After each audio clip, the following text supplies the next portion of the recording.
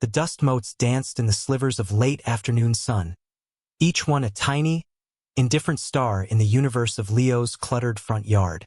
To anyone else, it was a junkyard, a graveyard of forgotten machines and rusted dreams. To Leo, it was a sanctuary of potential. He was 17, with grease permanently etched into the lines of his palms and a quiet intensity that adults often mistook for insolence.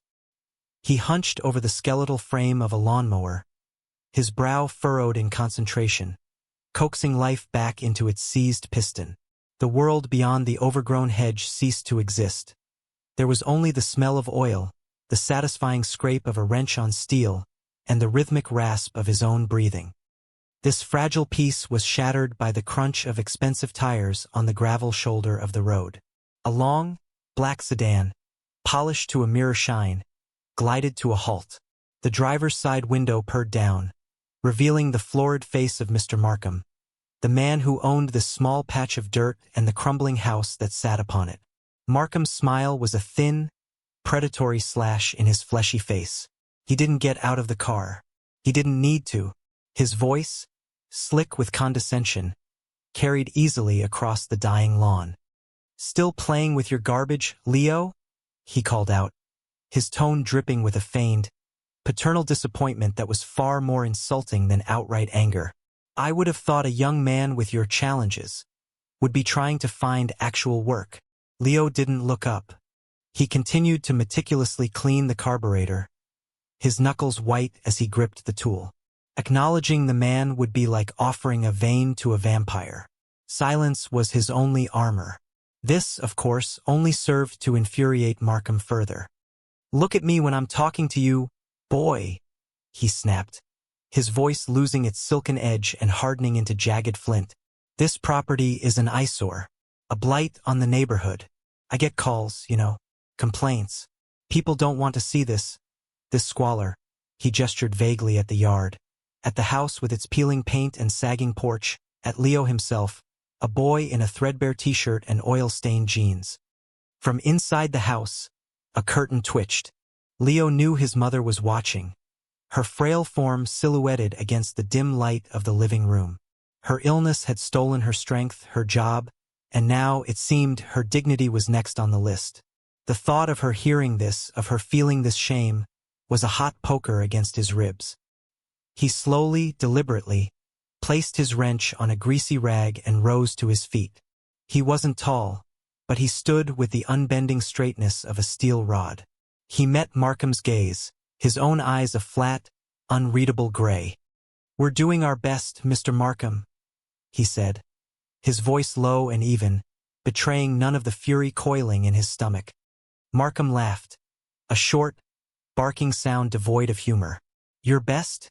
Your best is a disgrace. Your father, he was the same. Always tinkering with junk, never a pot to piss in. It seems the apple doesn't fall far from the dead tree." The cruelty of the remark hung in the air, thick and poisonous. The neighbors, who had been pretending not to watch from their pristine porches and manicured lawns, fell utterly silent. They were witnesses, but their silence was a form of complicity, a quiet affirmation of Markham's judgment. Leo felt their collective gaze on him, dissecting him, dismissing him.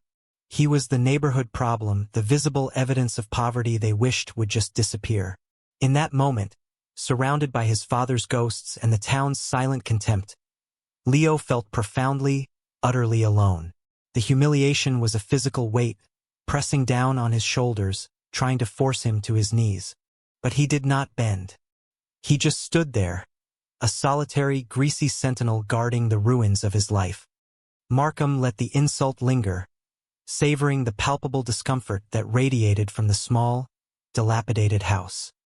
He saw the flicker of pain in Leo's eyes, the tightening of his jaw, and it fueled him. Power, for Markham, was not about wealth. It was about the ability to diminish others, to stand on their backs to feel taller. "Your mother is 2 months behind on the rent, Leo," he continued, his voice dropping to a conspiratorial, yet performative, volume loud enough for the prying ears of the neighbors. 2 months. I've been patient. I've been charitable. But my charity has its limits. He tapped a manicured finger on his steering wheel. A rhythmic, irritating beat that matched the pounding in Leo's head. I'm running a business, not a halfway house for lost causes. The phrase lost causes struck Leo with the force of a physical blow. It was what they had called his father after the accident at the plant, when the settlement money ran out and the whispers started. It was what the guidance counselor had implied when she suggested vocational school instead of the advanced placement classes he was qualified for. It was the label society had quietly stitched onto his family's name. "I'll have it soon," Leo said, the words tasting like ash in his mouth. It was a lie, and they both knew it. The handful of cash he made fixing neighbors' small appliances barely covered his mother's medication, let alone the mountain of debt that grew larger with every sunrise. "Soon," Markham scoffed, leaning his head out the window, his expression a mask of theatrical disbelief. "I've heard that before. Soon is the mantra of the perpetually failing. No, Leo. Soon is no longer good enough." He reached into his glove compartment and pulled out a folded piece of paper. He held it out between two fingers, a stark white flag of surrender. "This is a formal notice. You have 30 days to vacate the premises. 30 days to pack up your collection and disappear." The word disappear was a dagger. It wasn't just about leaving the house. It was about ceasing to exist, about erasing the stain of their poverty from his pristine world. The piece of paper trembled slightly in Markham's hand, a final, damning judgment. Leo didn't move to take it. He simply stared at it, then back at Markham's smug face. Inside him, a cold, hard knot of defiance was forming. He would not give this man the satisfaction of seeing him break.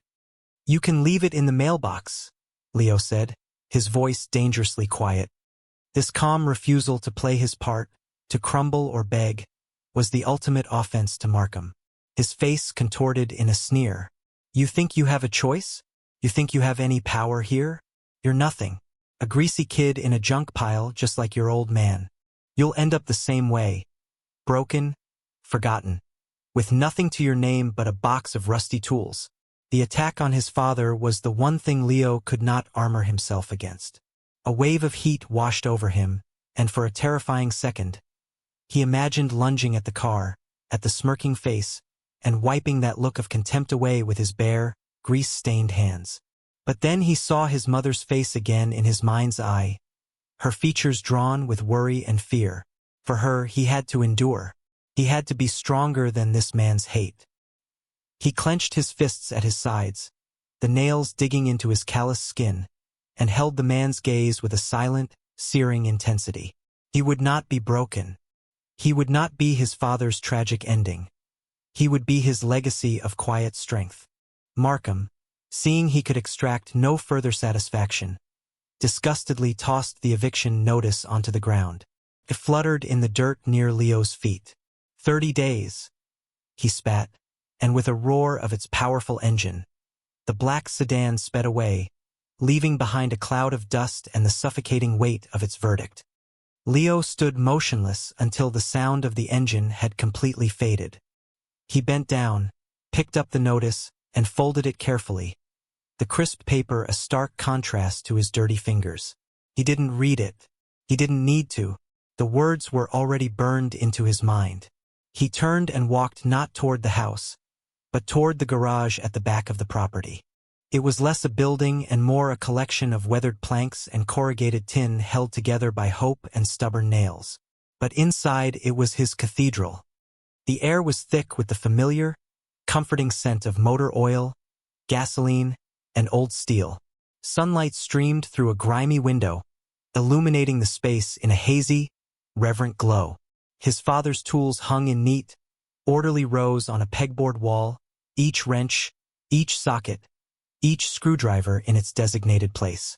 They were old, the chrome worn away in places, the wooden handles stained dark with a generation of sweat and labor, but they were his inheritance, more valuable than any amount of money Markham could ever comprehend. He ran his hand over the cool, smooth head of a ball-peen hammer, and the memory came unbidden. He was 8 years old, his hands too small to properly grip the handle. His father's large, warm hand had enveloped his, guiding the strike. "Easy does it, Leo." His father's voice, a low, gentle rumble, echoed in his memory. "You don't force the machine. You listen to it. You feel what it needs. Every engine has a soul, a rhythm. You just have to be patient enough to find it." His father, a man who could diagnose a misfire by sound alone, had been a philosopher of the internal combustion engine. He taught Leo that mechanics wasn't just about fixing what was broken. It was about restoring balance, about understanding a system. It was a principle he applied to everything. He was the man who would spend a whole Saturday fixing a widow's furnace for the price of a cup of coffee, the man who taught Leo that a person's worth wasn't in their bank account, but in the skill of their hands and the integrity of their word. Markham's words about his father echoed in the silent garage. Broken, forgotten, it wasn't true. His father had been broken by an industrial accident.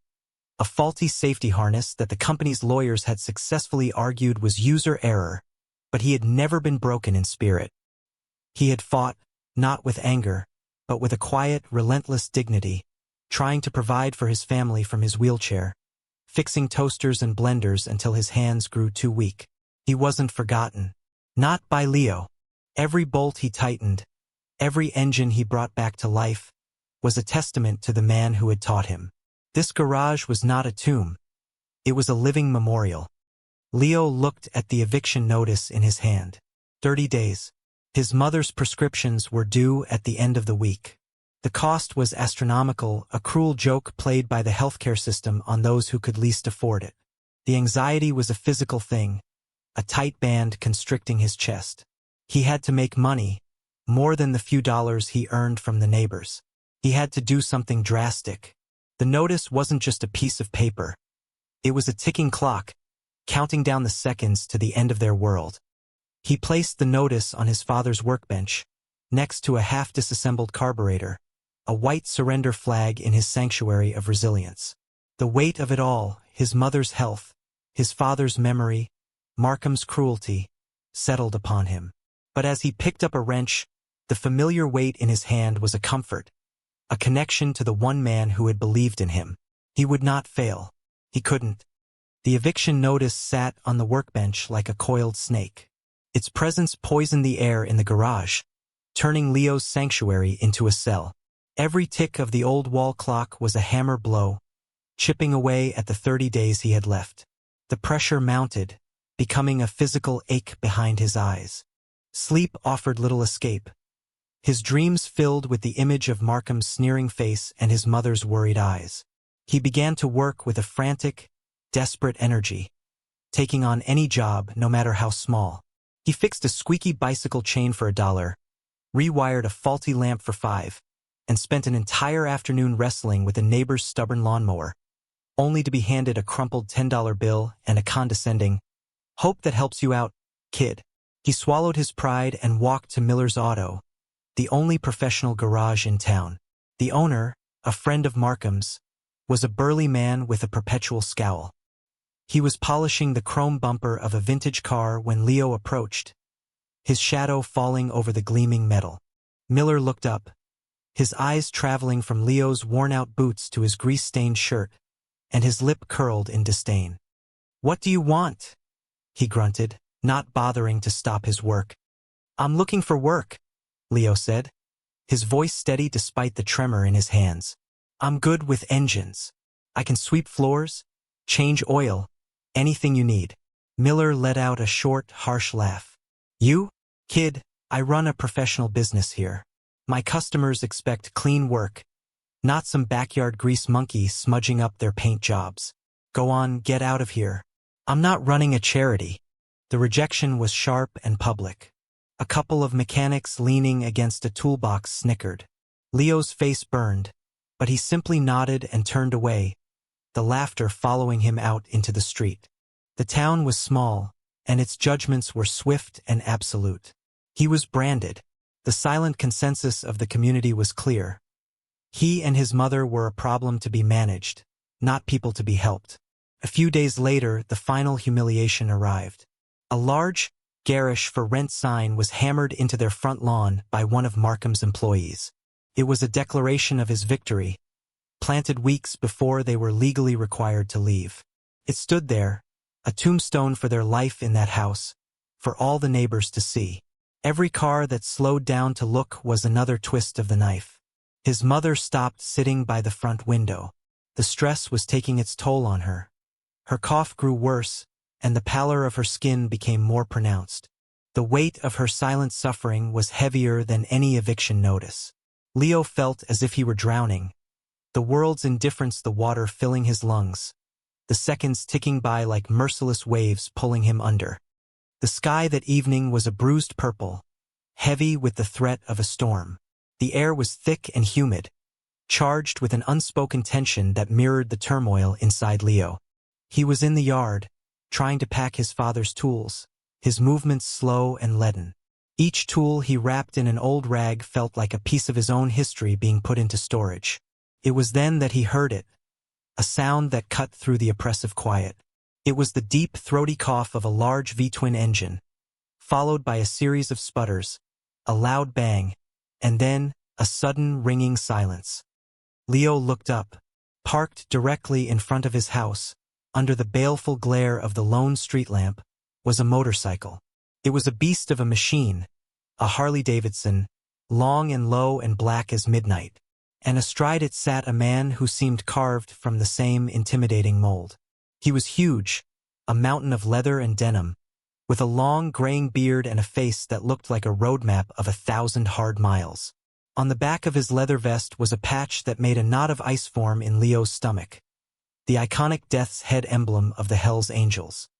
The man kicked at the engine with a frustrated grunt, the sound echoing in the unnaturally quiet street. Lights flickered on in the houses around them.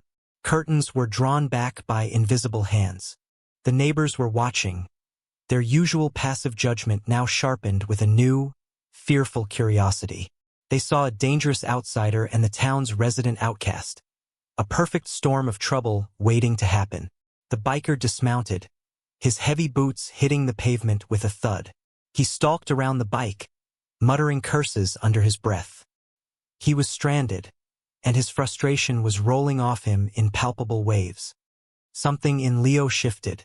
He saw not an outlaw, not a threat, but simply a man on the road, broken down and alone. It was the scenario his father had always talked about, the ultimate test of the code of the road. Every instinct for self-preservation screamed at him to go inside, to lock the door and ignore the problem. He had enough of his own. But his father's voice was louder. You help a man on the road. No exceptions. Taking a deep breath, Leo wiped his hands on his jeans, picked up the small, canvas bag containing his most essential tools, and walked out of the yard. He approached the biker cautiously, stopping a respectful few feet away. "Having some trouble?" he asked, his voice barely a whisper against the rising wind. The big man spun around, his eyes narrowed, his posture instantly defensive. He was even more intimidating up close. A long scar cut across one eyebrow, and his knuckles were thick and calloused. He looked Leo up and down, taking in the skinny frame, the torn t-shirt, the earnest, grimy face. His gaze was intense, analytical. "What's it to you, kid?" he growled, his voice a low rumble like distant thunder. "I know engines," Leo said simply, holding up the tool bag. "Maybe I can help." The man, whose vest identified him only by a single patch that read patch, stared at him for a long, silent moment. The neighbors watched, holding their breath. A lone teenager offering to help a Hell's Angel was a scene none of them could have predicted. Patch seemed to be weighing his options. Finally, with a sigh of resignation, he gave a curt nod. "Knock yourself out," he said, stepping back from the bike. "But if you scratch my chrome, I'll break your fingers." Leo didn't flinch at the threat. He knelt beside the massive engine, the heat from the pipes warming his face. Rain began to fall, starting as a light drizzle and quickly thickening into a steady downpour. The street lamp cast long, distorted shadows as Leo's deft hands moved with a surgeon's precision. He didn't speak. He listened just as his father had taught him. He checked the plugs, the fuel line, the battery connections. Patch stood over him, a silent, hulking gargoyle, arms crossed, watching every move with a critical eye. Hours passed. The rain soaked through Leo's thin shirt, plastering it to his skin. His fingers grew numb with cold, but his focus never wavered. He traced wires, tested circuits, his mind a quiet whirlwind of schematics and possibilities. Finally, he found it. A tiny, frayed wire on the stator, shorting out against the engine casing. It was a rare fault easily missed. He looked up at Patch. "Found it," he said. "Stator wires shorting out. It'll need to be replaced, but I can patch it to get you home." He didn't have the right parts, but he had something he'd been saving. From his pocket, he pulled a small, carefully wrapped piece of high-grade insulated wire and a tiny connector he had scavenged from a high-end stereo, a part he was hoping to sell. Without a second thought, he carefully spliced it into place, his work neat and professional. When he was done, he stood up, his joints aching. "Try it now," he said, his teeth chattering slightly. Patch swung a leg over the bike, hit the ignition, and the engine exploded to life with a deafening, magnificent roar that shook the very ground. It sounded healthier than it had before it broke down. The biker let it idle for a moment, the rhythmic thunder a song of resurrection. He twisted the throttle, and the engine screamed its gratitude. He then cut the power, plunging the street back into a relative silence broken only by the drumming of the rain. He looked at Leo, his expression unreadable in the dim light. He reached into his vest and pulled out a thick roll of cash, peeling off several $100 bills. He held them out to Leo. "For your time, kid. You earned it." Leo looked at the money, a sum that could solve so many of his problems. It could pay for his mother's medicine, buy them a week's worth of groceries, maybe even put a small dent in the back rent. But then he looked at Patch's face. In the biker's hard eyes, he saw a flicker of something he hadn't seen from anyone else in town. Respect. And in that moment, that respect was worth more than any amount of money. He thought of his father. He thought of the code. He slowly shook his head, pushing the man's hand away. "No charge," Leo said, his voice quiet but firm. "My dad always said you help a man on the road. Just get home safe." Patch froze, his hands still outstretched. He stared at the boy, truly stared, as if seeing him for the first time. He saw the worn-out clothes, the shivering frame, the deep, soul-weary exhaustion in his eyes. He saw the "for rent" sign on the lawn behind him. He understood, with a sudden, piercing clarity, what it had cost this boy to turn down the money. It wasn't ignorance. It was honor. A code of conduct so pure and so rare it was almost extinct. The hard lines on his face softened, and the analytical gaze was replaced by one of profound, almost reverent, understanding. He slowly pulled his hand back, folding the money and tucking it back into his vest. He didn't argue. He didn't insist. To do so would be to cheapen the boy's gesture, to misunderstand the principle behind it.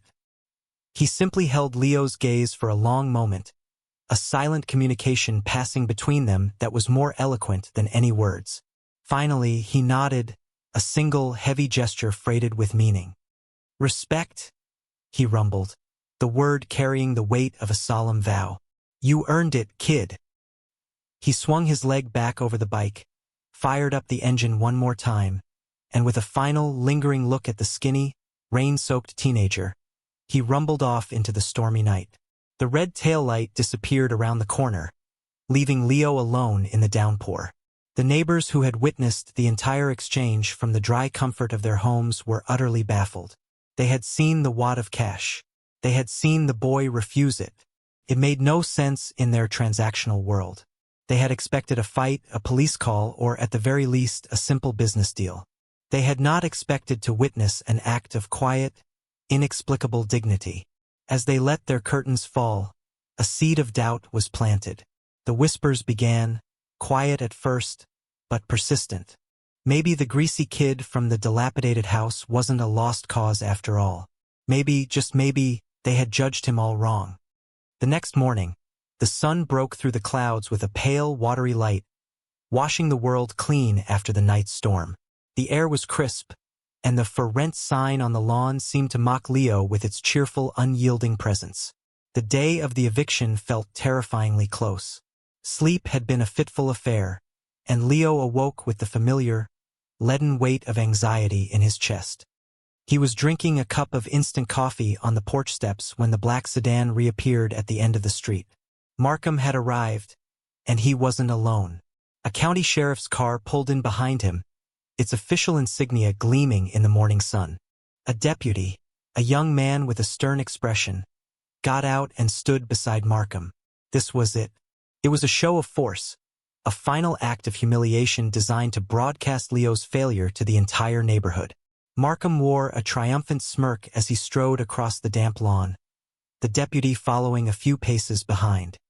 "Morning, Leo," Markham said, his voice oozing false sympathy. "Hoped it wouldn't come to this.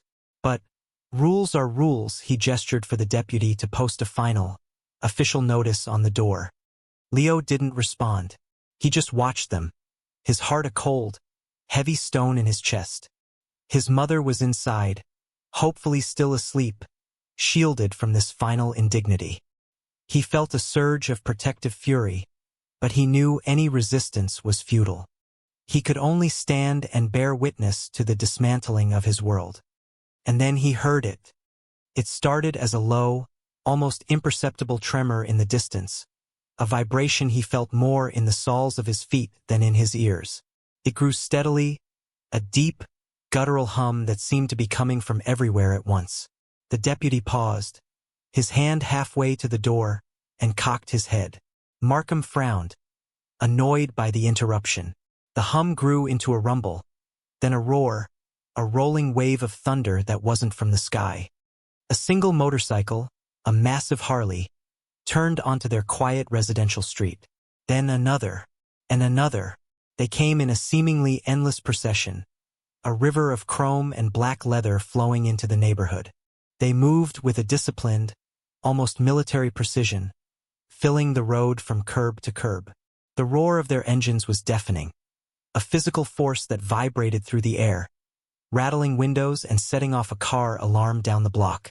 One by one, they pulled up, forming a silent, intimidating crescent around Leo's small house. 10 bikes became 20, then 40, then 60. A formidable army of Hell's Angels now occupied the street, their presence transforming the mundane suburban setting into something primal and dangerous. In perfect unison, they cut their engines. The sudden, shocking silence was more menacing than the noise had been. Markham stood frozen, his face a mask of disbelief and dawning terror. The deputy's hand instinctively went to the butt of his sidearm, his professional sternness melting away into visible nervousness. The neighbors, drawn by the commotion, poured out onto their lawns, their faces a mixture of fear and awe. At the very front of the formation, astride the lead bike, was Patch. He dismounted slowly, his boots making a soft crunch on the pavement.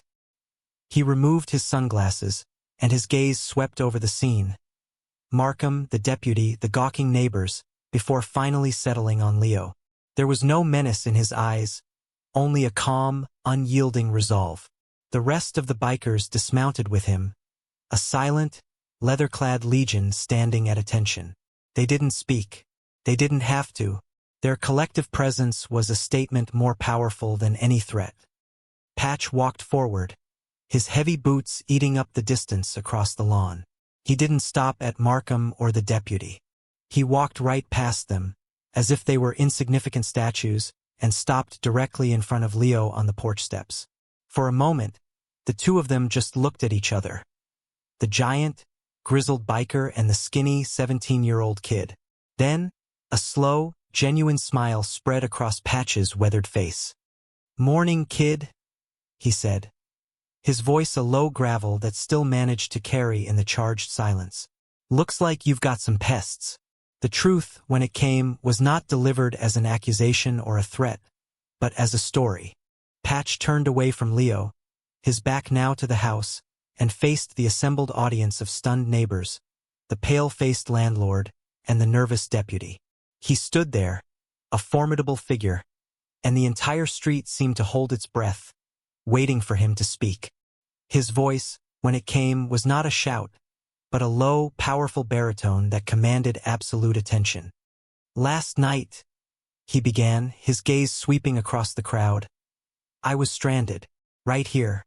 My bike, my life, dead on the side of the road." He paused, letting the words sink in. "I was a stranger, in a place I didn't know, in the middle of a storm. And you all—" He gestured to the neat houses with their manicured lawns. "You watched from your windows. You did nothing." A ripple of shame went through the onlookers.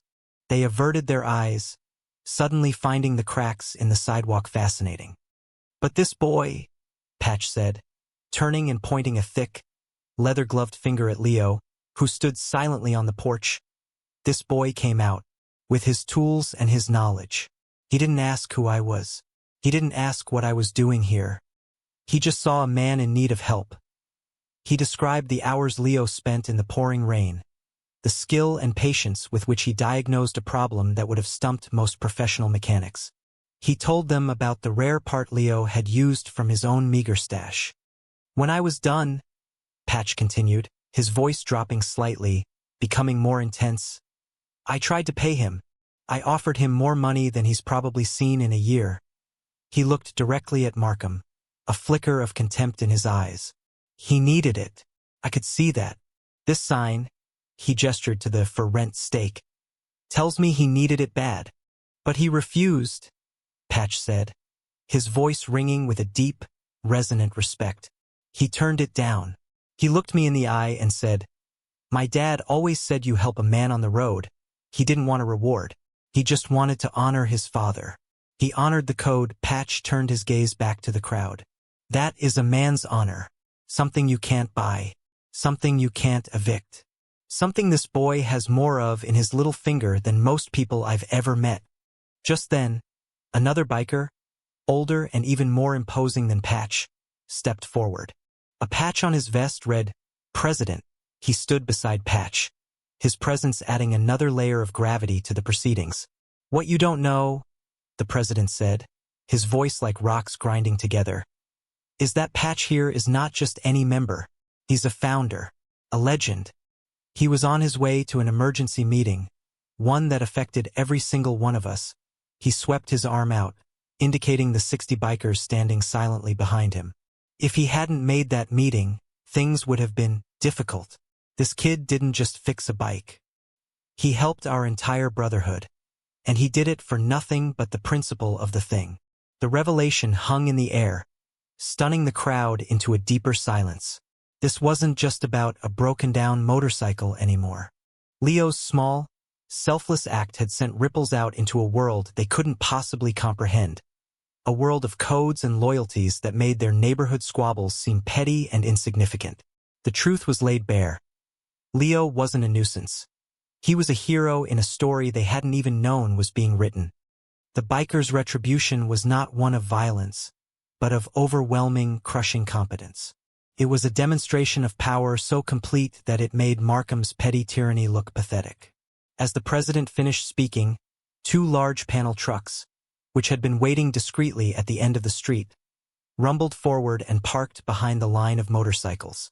The back doors opened, and men began to emerge. Not just bikers, but skilled tradesmen.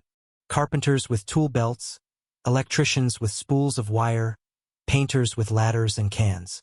All were club members or trusted friends, a silent, efficient army of restoration. They descended upon the house. There were no wasted movements, no shouted orders. Each man knew his task. A team swarmed the roof, tearing off the old, curled shingles and laying down new, waterproof sheeting. Another group attacked the sagging porch, ripping out rotten boards and replacing them with fresh, pressure-treated lumber. The sound of hammers, saws, and drills filled the air, a symphony of renewal that drowned out the whispers of the neighbors. While the house was being reborn, the president and 2 other large bikers approached Markham, who had turned a sickly shade of gray. He was trapped, surrounded by a wall of leather and muscle. The president didn't raise his voice. He didn't need to. "We understand this property is in arrears," he said calmly, pulling a folded cashier's check from his vest. He handed it to Markham. This is for 12 months' rent. Paid in full. In advance, Markham took the check with a trembling hand. And, the president continued, producing a business card. We also took the liberty of speaking with your bank this morning. We've purchased the mortgage on this property. From now on, you're no longer the landlord. You're just the guy who collects the rent. And you'll be dealing with our accountant. He tapped the card. Any problems, any late fees, any complaints, you call me. Directly. Do we understand each other? Markham, stripped of all his authority, could only manage a weak, terrified nod. His power, built on intimidating the weak, had evaporated in the face of a greater, more organized force. The bikers weren't finished. Another group went to one of the trucks and wheeled out a massive, gleaming red tool chest on casters. It was a professional mechanic's dream, filled with brand-new, top-of-the-line tools. Ratchets, sockets, torque wrenches, diagnostic equipment, things Leo had only ever dreamed of owning. They rolled it into the garage, placing it where his father's old, battered toolbox had once stood. It was a king's ransom, a recognition of his skill. The final act was the most profound. Patch walked back to Leo, who had watched the entire spectacle in a state of stunned, silent disbelief. With a solemn reverence, Patch reached up and unzipped his own vest, his cute, a sacred object that told the story of his life in the club. From an inner pocket, he produced a small, newly embroidered patch. It was simple, a silver wrench crossed with a single eagle's wing. He took Leo's worn denim jacket and, with a surprising gentleness, held it steady. He didn't sew the patch on, he presented it. This means you're a friend of the club, Leo, Patch said, his voice thick with emotion. It means you're under our protection. It means if anyone ever gives you trouble again. He glanced meaningfully at Markham. They're giving us trouble. He pressed the patch into Leo's hand. It was more than a symbol. It was a shield, an anointment. The community watched, their silence no longer one of judgment, but of awe. They were witnessing the bestowal of a great and terrible honor.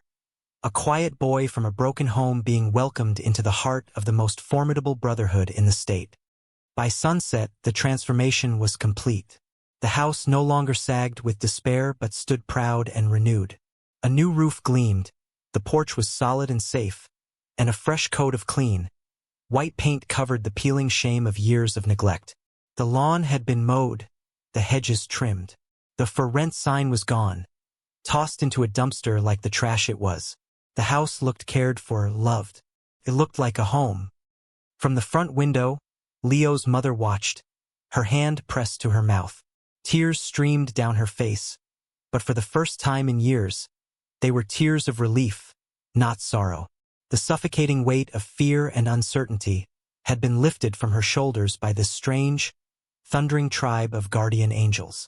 She saw her son standing on the new porch, not hunched over in shame, but standing tall, his shoulders back. Leo ran his hand over the smooth, cool metal of the new tool chest in the garage.